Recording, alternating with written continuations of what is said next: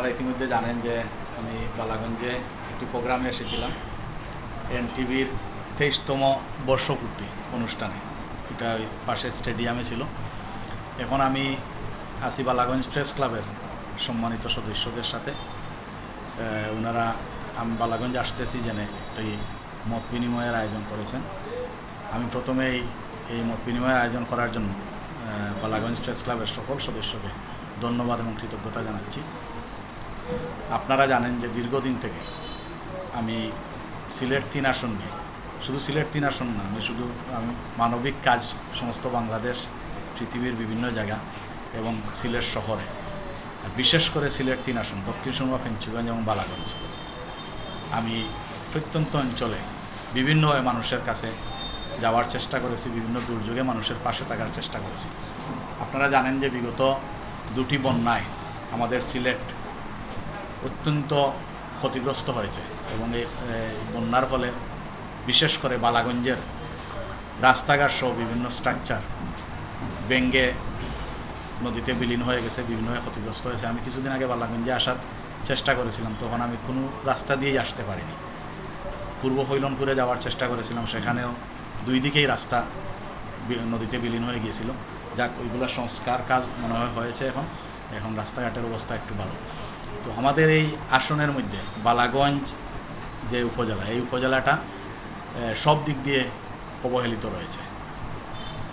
এই জায়গা থেকে আমি আপনাদেরকে একটা কমিটমেন্ট দিতে চাই যে আপনারা জানেন যে আমি সিলেট 3 আসনে আগামী সংসদ নির্বাচনে একজন স্বতন্ত্র প্রার্থী হিসাবে প্রতিযোগিতা করার চিন্তাভাবনা রয়েছে। আপনারা যদি আমাকে ম্যান্ডেট দেন, অথবা আমি যদি মানুষের পক্ষ থেকে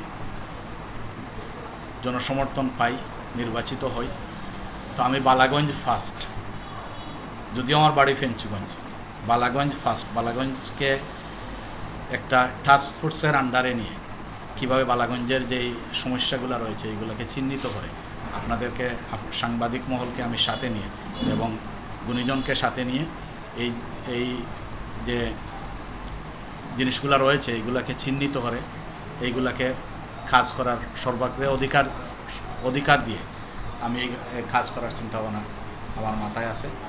তো আপনারা আমার জন্য দোয়া করবেন এবং আমি যাতে আপনাদের সাথে সবসময় থাকতে পারি, মানুষের সাথে থাকতে পারি, কাজ করতে পারি। এবং আমার মেইন মোটো হচ্ছে যে আমি সাধারণ মানুষকে নিয়ে কাজ করতে চাই।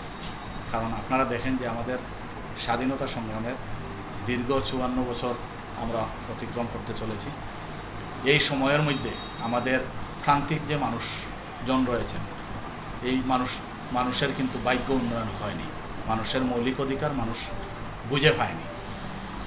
ইলেকশন আসে 5 বছর পর আসার পর আমরা বিভিন্ন ম্যানিফেস্টো দেই যে এই করব সেই করব, কিন্তু যখনই আমরা নির্বাচিত হওয়ার পরে আমরা এই ম্যানিফেস্টোর দিকে আর তাকাই না, যার কারণে এই সমস্ত মানুষ অবহেলিত রয়েছে। আমি এই অবহেলিত অংশকে নিয়ে আমার মেইন চিন্তা ভাবনা এবং আমি কাজ করব। আপনারা আমার জন্য দোয়া করবেন। এগেইন আমি বালাগঞ্জ প্রেস ক্লাবকে ধন্যবাদ এবং কৃতজ্ঞতা জানাচ্ছি।